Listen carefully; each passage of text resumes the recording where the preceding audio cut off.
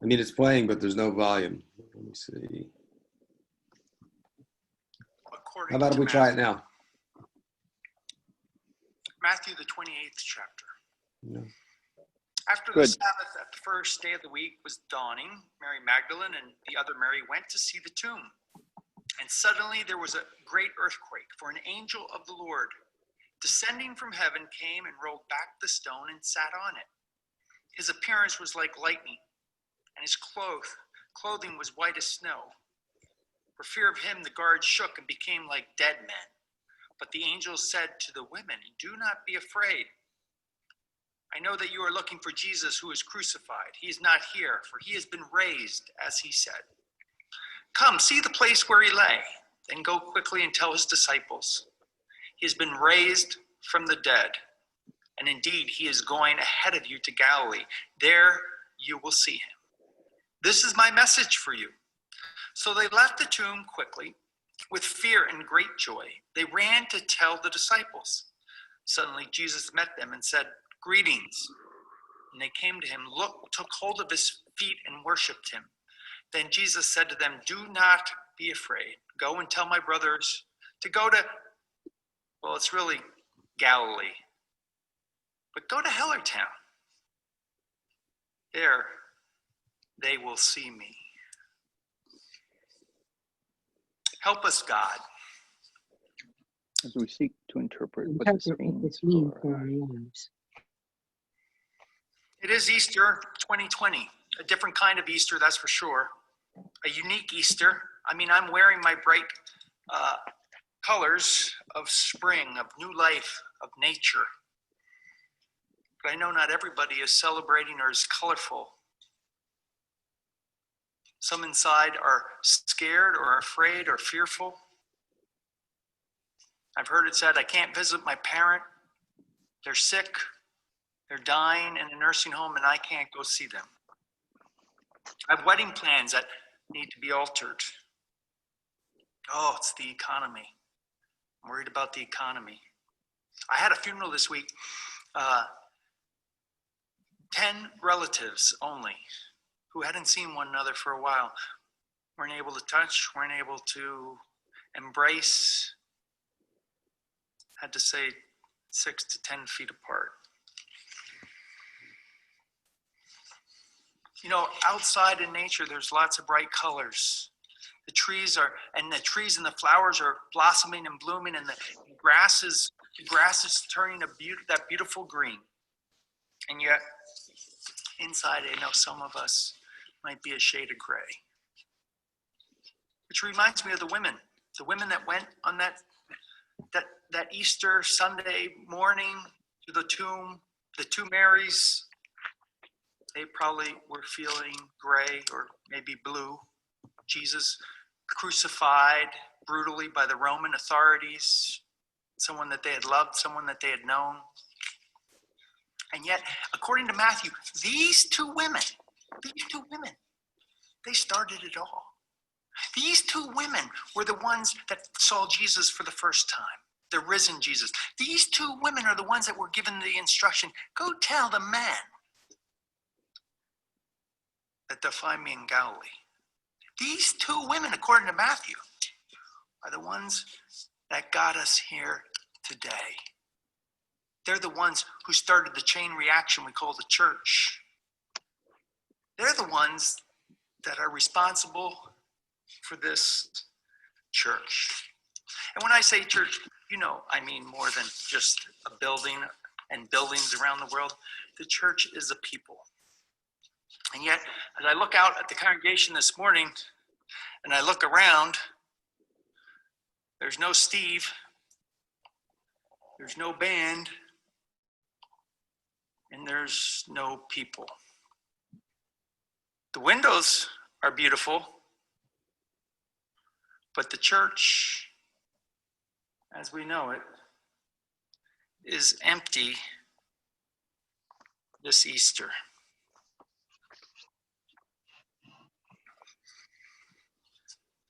But you know it, and I know it. I say it many times. We say it together. The church is not a building. The church is a people. The church is out there, outside of these walls. And that's where we find Jesus. That's where we find the risen Jesus. In Galilee, sure, but also in Hellertown. That's where we're going to see Jesus. We're going to see Jesus in China. We're going to see Jesus in Germany. We're going to see Jesus in South America. These two women, what they proclaimed still rings true today. Do not be afraid. Go tell my brothers that I'm starting something called the church. And that's where you're going to see me. So Jesus starts with these two women.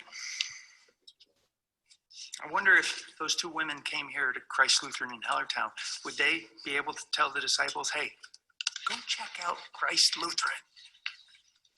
Go check it out. You see Jesus there too. People say that about me in my life. Do they say that about you? Do people see Jesus in us? I mean, there is a positive side to staying at home. And the positive side of staying at home is I'm getting a lot of my stuff organized. And I'm reading, meditating.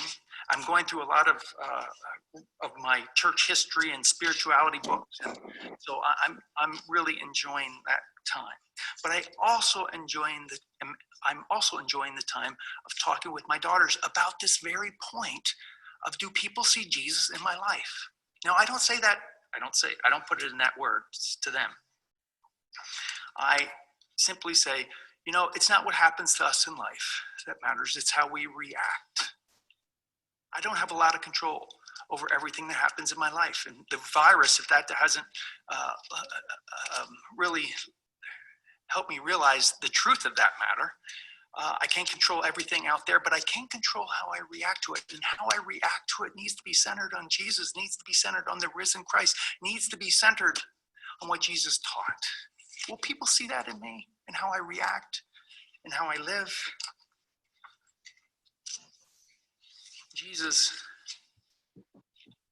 Is Jesus the core of my reaction? Am I a witness to what Jesus taught? Will people see Jesus in you? And how you react to the fact that, you know what? You've had to cancel your wedding. Other plans have got to be made. Or maybe it was that 50th anniversary. Or a 75th birthday celebration. Will people see Jesus in you and how you react to those type of situations? Will people see Jesus if you continue to hoard toilet paper? Right? My children's message this morning was going to be juggling toilet paper. Guess I have to wipe that one off the slate. Will people see Jesus and how you react to someone who may not wear a mask into the supermarket?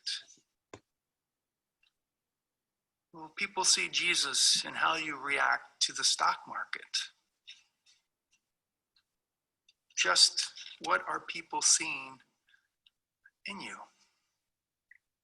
For me, our reactions are centered on what we value, on what we focus on. There you will find your reactions. And the reading from Colossians, I cannot stress enough.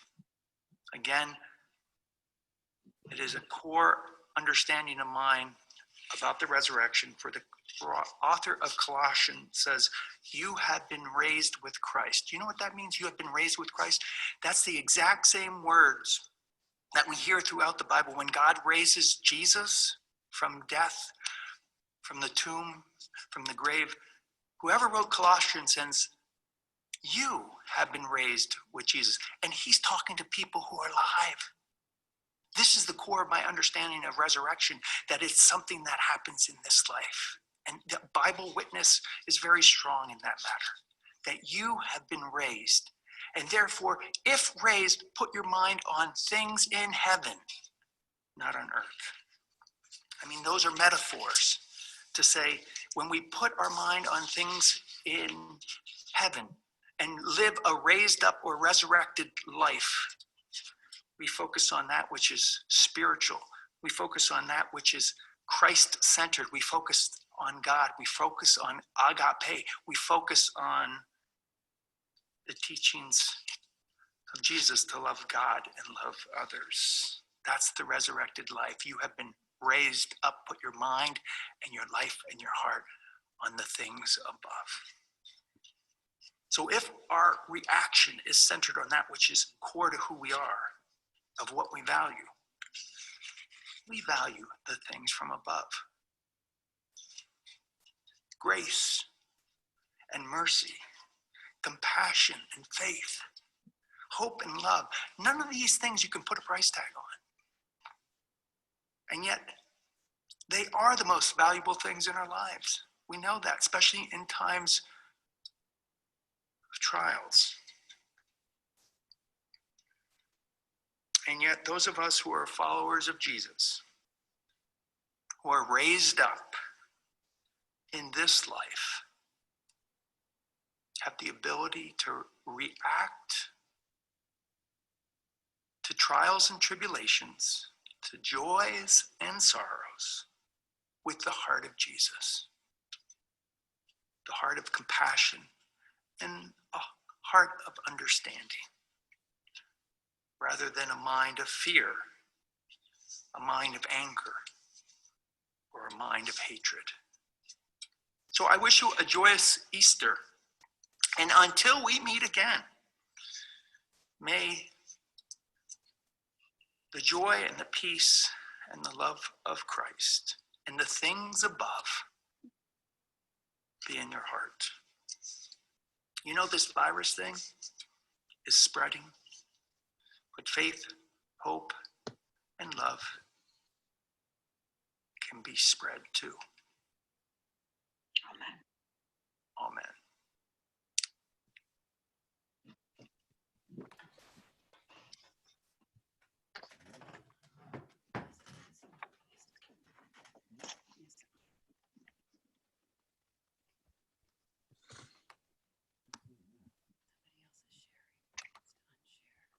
Saying what he was saying.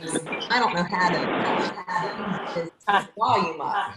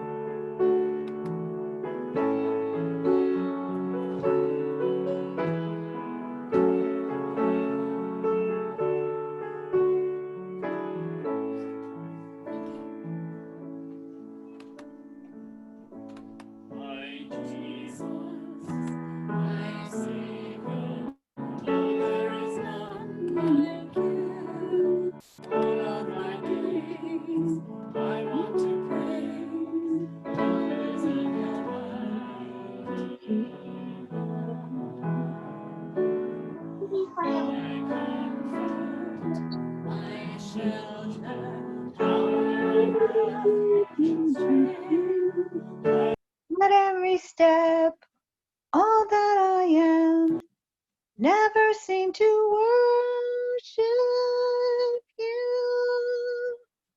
Shouting